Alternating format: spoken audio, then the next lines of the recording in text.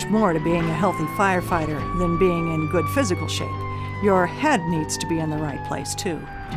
To be blunt, mental health is a topic most people shy away from, even though mental struggles are all around us. At least 1 in 5 American workers has some kind of diagnosable mental illness. We got a suicidal male, 20-year-old. And in the fire service, other mental health risk factors can pile up. It's calls, it's call volume, it's a sense of being overwhelmed. Oftentimes we see fairly traumatic events, and because we're expected to handle that event and then literally sometimes within seconds go to another event, it causes people to maybe suppress some of their emotions. But I think there is a hero complex a little bit in our culture. They want to be the helpers. They don't want to ask for help. They don't want to feel like they need to ask for help. But I think unfortunately what it really comes down to is embarrassment, vulnerability. They want to be well respected and well thought of by their peers on the fire ground. And that goes for the firehouse as well. So because of the nature of our job, decisiveness, the ability to compartmentalize your emotions in the face of trauma and not express them when you need to do good work is valued and well respected.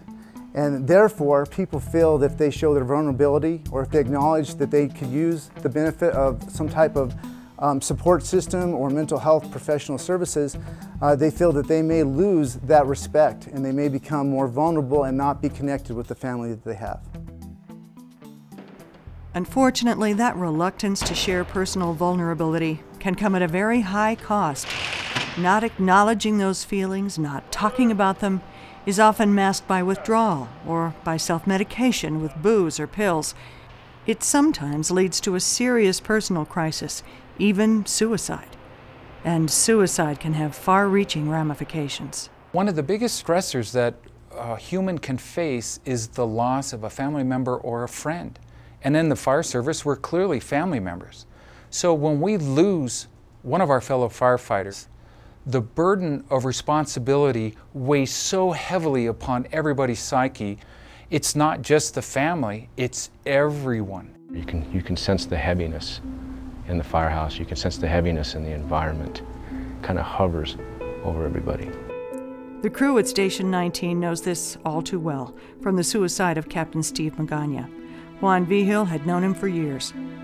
Yeah, he was obviously my friend, a mentor, and my captain, but we used to hunt and fish together, so we spent a lot of outside time together. You know, I broke down at the firehouse, not in front of everybody, but it was tough. It was tough. And to this day, Juan isn't sure how much he should say about it. I do feel like showing too much emotion may hinder the way people look at you professionally. Again, I was a little bit uneasy about coming to do this for that same thing, but it's important to hear these stories because we need to tell them. We need to get them off our chest. Keeping it in isn't a way to heal. It really isn't. It's detrimental to yourself, your family, and quite possibly the company that you're with. That's exactly what this training is about, grasping the fact that working to solve your problems with peer support or professional services is a sign of strength. About 5 or 6 years ago, I had a very abrupt divorce. I laid on the couch for 6 months while my kids kind of ran around like Lord of the Flies. And then I had to pick myself up because I had no other choice.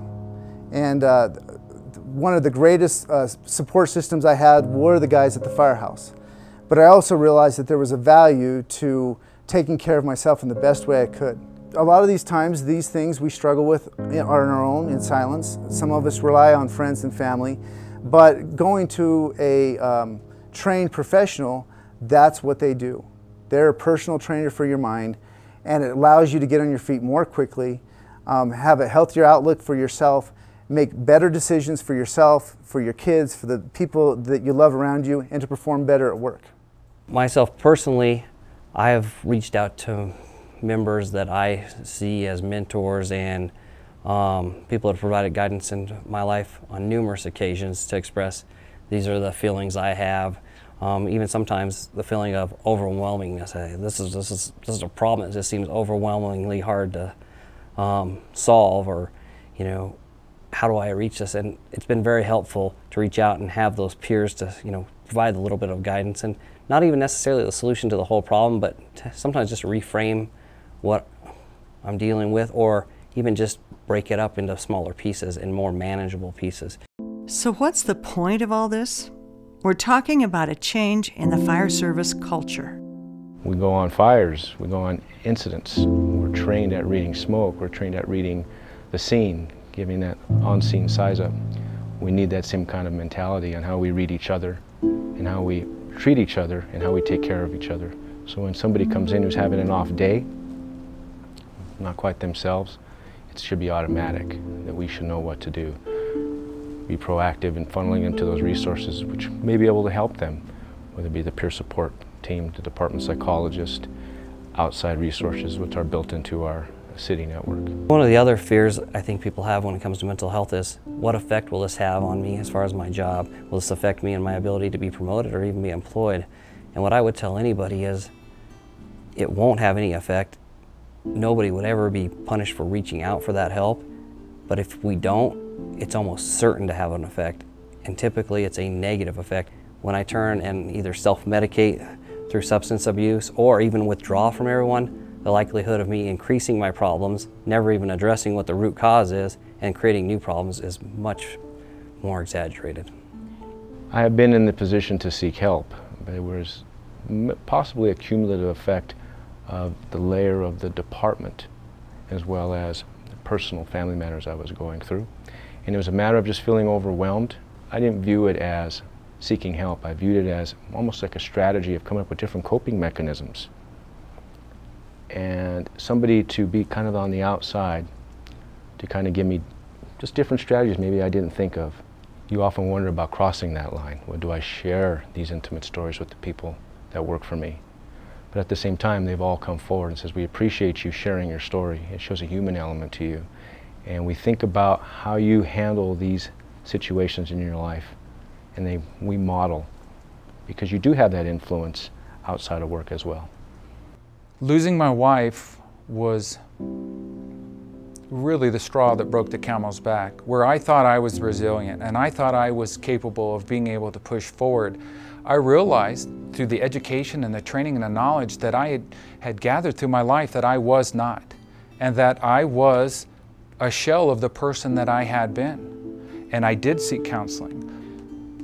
Through the help of my peers and the peer support team that I direct, and through counselors, I've been able to get to a better spot. It takes us as a fire service to look at each other, to look out for each other, to be protective of one another, and to beg the question, are you doing okay? Are you having any problems? That was a tough call. Let's talk about it.